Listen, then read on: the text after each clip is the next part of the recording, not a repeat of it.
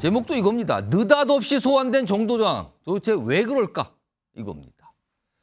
지금부터 왜 그런지, 무슨 현상이 있는 건지 지금부터 좀 설명해 드릴 텐데요. 우선 첫 번째 영상 속의 목소리부터 좀 들어보시죠. 그날 이제 영상을 올렸잖아요. 출마. 네, 출마. 그거를 보고 나서 이재명 후보에 대한 책을 좀 써야 되겠다. 그날 제가 너무 충격을 받았어요. 억강부약, 대동세상. 그 얘기할 때 막 흥분이 되더라. 정조가 백성들의 이야기를 뭐 이틀에 한 번씩은 끊임없이. 들었다. 이재명 후보가 사실 굉장히 뛰어난 소통의 리더입니다. 성남시장 시절에도 시장실을 개방을 했잖아요. 그죠? 그 생가 자리 200년 넘은 큰 소나무가 있었어요. 그 소나무의 기운이 이재명한테 간 게 아닌가. 나는 이제 그런 생각이 막 드는 거야. 자, 지금 방금 영상 속에 등장했던 인물이 민주당의 수원정 후보죠. 김준혁 후보인데 박광원 전 원내대표 중진이었잖아요. 경선을 통해서 여기를 이겼어요. 근데 그 과정에 여러 가지 얘기가 좀 있었거든요. 그런데 과거에 이재명 대표를 정조대왕에 비유하는 얘기를 꺼냈고요. 다음 화면 보겠습니다. 책도 썼는데 그런 맥락의 책이에요. 여기 보면 일단 2021년에는 이재명 생가 앞에서 200년 넘은 소나무 기운이 이재명 대표한테 간 게 아닌가. 이런 얘기도 한 게 있고요. 그리고 책을 썼는데 정조와 이재명 지사 모두 개혁 열망을 가진 리더다. 그러면 결국은 이재명 대표는 정조 이렇게 되는 책. 책 제목이 저 아래 작게 나와 있잖아요. 지금요. 이재명에게 보내는 정조의 편지. 이런 제목의 책을 쓰면서 저런 내용을 달았다는 거예요. 박원석 전 의원님. 예. 지금 이게 정치권에서 얘기가 나오는 게 이런 책을 쓰고 내용이 알려졌잖아요. 그리고 이재명 대표를 굉장히 극찬을 하는 내용이고 그리고 강력히 지지한다는 내용이잖아요. 이런 게 강성 지지층의 열렬한 지지를 받았다. 그래서 이번 경선에서 뭐 거의 1%포인트 안 되는 격차, 뭐 3표 차라고도 알려지는데 그 격차로 이긴 거잖아요. 그래서 이런 덕분이다라는 시각이 있는데 이건 좀 어떻게 보십니까? 영향을 안 미쳤다고 보기 어렵고요. 영향을 미쳤을 거고 저 김준혁 후보는 이제 대표적인 원외 친명 인사입니다. 예. 저분이 이제 한신대 교수인데 정조 연구자예요. 그래서 개혁군주로서 정조의 이미지를 이재명 그 대표한테 투사시켜서 이제 그런 식의 원래 공부는 정조대왕에 대한 공부를 하신 맞습니다. 분인데 예. 중간에 이제 책을 썼을 때 그걸 이재명 대표에 약간 비유를 하고 거의 같은 급의 인물이 아닌가 이렇게 얘기를 했다는 겁니까? 네, 그러면? 이제 그런 식의 이제 이미지화를 계속 했던 거죠. 지난 대선 때부터. 그게 아마 그 이재명 대표를 지지하는 민주당의 강성 지지층들한테 어필하는 요소였을 거고. 굉장히 호소했을 것이다. 그게. 이번에 김준혁 후보 입장에서 보면 상당한 이변을 일으킨 거죠. 박광원 의원 같은 경우에는 대표적인 중진 의원이고 직전 원내대표를 했고 그분이 친명은 아닙니다만 비명으로 분류는 됩니다만 굉장히 균형 있는 당내의 중재자 역할을 했던 것도 사실이거든요. 그러니까 박광원 전 원내대표는 사실은 앞서서는 친이낙연계로 대표로 꼽혔던 분 아닙니까 지금요? 그리고 이제 이번에 하위 20%에 포함이 됐는데 예. 그 사실을 본인이 공개 안 해서 몰랐습니다. 그러나 이제 투표가 끝나고 나서 그 사실을 공개했는데 오히려 그걸 공개하는 게 당내 화합이나 통합에 방해가 될까 봐 본인이 일부러 공개하지 않았다라고 얘기할 만큼 당내의 통합을 위해서 노력해온 중진 의원 중에 하나고 상당히 기반도 단단한 분인데 예. 저도 그 경선 결과가 발표됐을 때 가장 놀랐던 게 박광원 의원이 떨어진 거였어요. 탈락했다라는 부분. 그러니까 그만큼 지금 민주당 내부의 이 경선의 구도랄까요? 예. 이런 게 약간 기울어진 운동장 같은 그런 구도에서 경선이 이루어지고 있고 이른바 이제 강성 지지층들 중심의 결집이 강하게 이루어진 상태에서 경선이 진행되고 있고 그게 수원뿐만 아니라 곳곳의 경선 결과에서 확인되는 게 아닌가 싶습니다. 자, 송영훈 위원. 아직은 정확히 모르겠습니다. 분석이 아직은 안 돼 있으니까.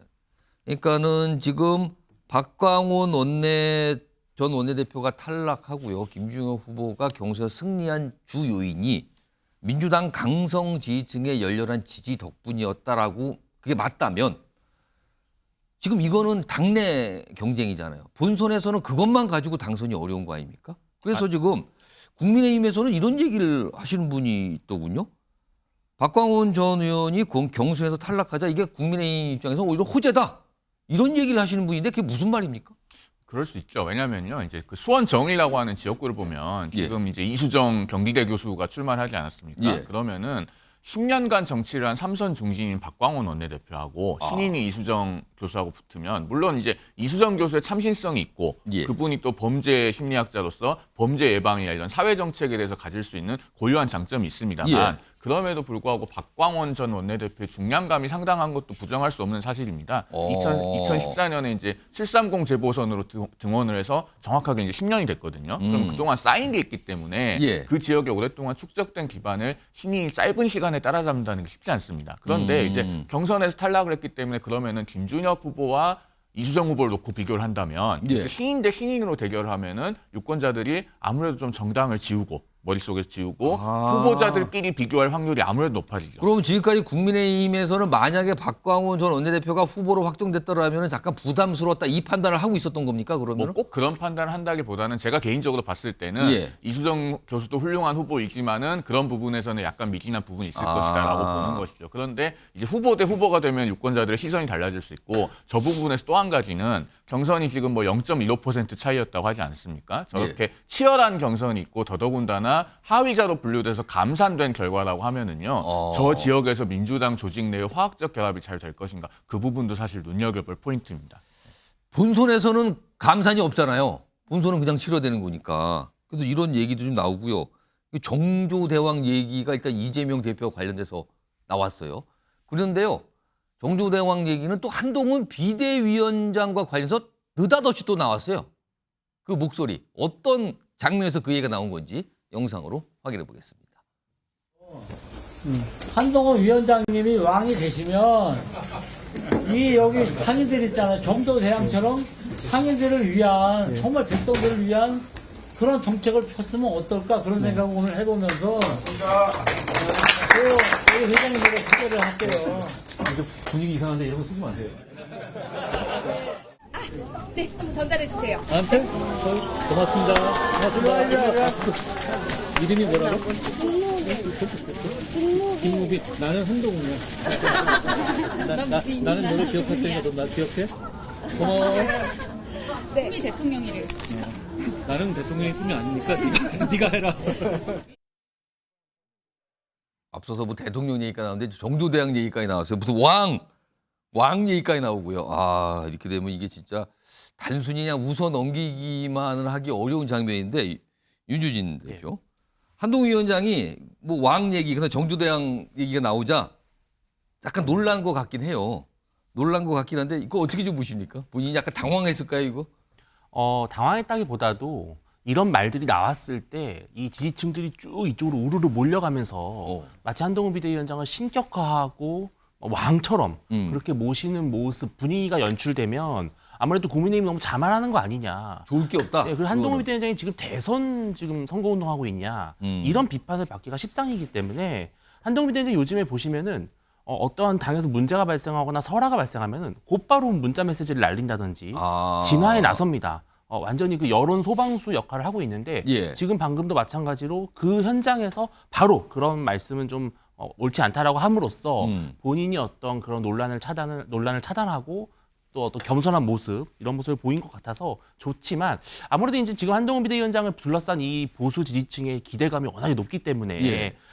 정조대왕 얘기가 나오는 것인데 이건 저는 그렇습니다. 이런 단순한 일반 지지층이 정조대왕을 얘기하는 것과 나름대로 공당의 이 지역구 후보로 나선 분이 당대표를 정조대왕에 비유하는 것은 완전히 다른 문제거든요. 아, 이건 예. 차원이 다르다. 그렇습니다. 지지자와 후보는 다른 거다. 일반 국민 개인이 뭐 자기가 좋아하는 정치인을 왕에 빗대는 것이 그건 자유가 있는 거죠. 근데 아까처럼 이렇게 후보가 나서서 이렇게 너굴적인 명비어 청가를 부르는 것은 좀 낯뜨거운 모습이다 이렇게 보입니다. 예. 소영주 부대변인.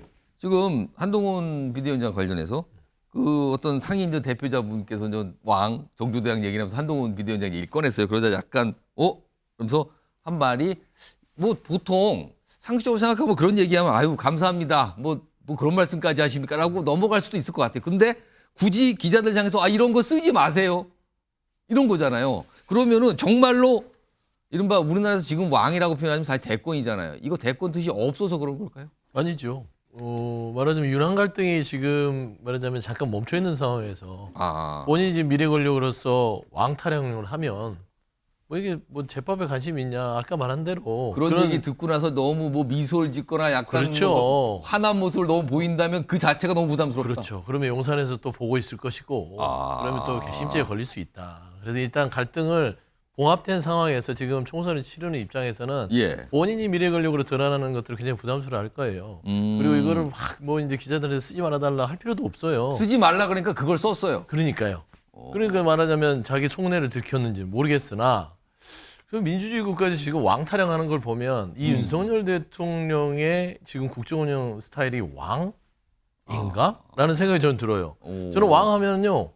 저는 이 민주주의 국가 들어오고 나서 저 대통령을 왕이라고 생각한 적이 없습니다. 뭐 국민의 어떤 맡겨진 어떤 그 권한을 위임받아서 국정을 운영하는 하나의 대표자인 것이죠. 예. 근데 이 윤석열 정부 들어서 왕타령이 계속 나오는 걸 보면 아 국정운영 스타일이 왕처럼 하는구나. 그다음에 손바닥 왕자밖에 생각이 안 나요. 예전에 윤석열 대통령 대선 후보 때 손바닥이 왕자에서 토론했던 그 생각만 있기 때문에 결코 저런 발언들이 한동훈 비대위원장한테는 좋은 단어도 아닐 거예요. 그래서 저는 이게 이제 수원이 정조대왕의 어떤 중심이 된 화성행궁도 있고 여러 가지 어떤 교수 그렇습니다. 시민들은 예. 정조에 익숙하기 때문에 그런 말들이 툭툭 튀어나오는 것 같고요. 최근열 저기 이제 시장 연합회 회장도요. 예. 그 지동시장이 바로 그 행궁 바로 앞에 있습니다. 아, 그러다 보니까 이제 그런 아무래도 말들, 예, 그렇게 익숙한 단어들을 쓰지 않았냐. 좀 그렇게 생각합니다. 그러면은 서영주 부대변인 네. 앞서서 김준혁 후보는 이재명 대표를 정조 대왕에 비유했어요. 이건 어떻게 봐야 됩니까, 그럼? 그거는 이제 참 본인의 선택이죠. 그러니까 또 그분은 김준혁 교수 같은 경우는 이재명 대표가 정조 대왕처럼 예. 어떤 개혁을 앞장서서 하는 사람으로 봤을 수도 있어요. 그런데 이게 국민 모두가 동감하는 것이냐라는 것은 또 다른 문제인 것 같고요. 그러니까 저는 좀 이게 논외로 말씀드리면 예. 수원정에서의 그 김준혁 교수와 이제 박강원 의원과의 경선 붙이는 거 수원에서 유리했습니다. 경선이요. 나머지는 다 그냥 단수입니다. 이런 전략적 선택을 왜 당했을까? 왜냐하면 이미 이수정 교수가 국민의힘에서 최초로 내려 보낸 데 아닙니까? 예. 이미 후보가 정해져 있어요. 이미 뭐 굉장히 빨리 정해졌어요. 그렇죠. 그리고 이수정 교수는 자체에 여러 가지 인지라든지 네임드라든지 이런 게 있는 상황에서 이 수원정이라는 지역이 미칠 선거 영향 예. 이걸 전략적으로 판단해야 되는데 그런 고려 없이 예. 경선을 통해서 김준혁 교수를 후보로서 냈다.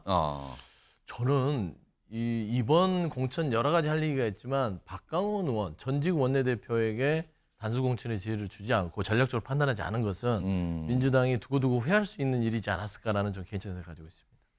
정조대왕 질문을 드렸더니 살짝 비껴나가셔서 또 후보 관련된 뭐 경선 과정 얘기를 또 설명을 추가로 해주셨습니다. 알겠습니다. 갑자기 위인 중에 한 분인 정조대왕에 이제 비유했는데 뭐 야당 대표 그리고 여당의 비대위원장과 관련해서 정조대왕 이런 얘기가 나와서 좀 많은 분들의 귀를 좀 잡았습니다. 그래서 좀 소개해드렸습니다.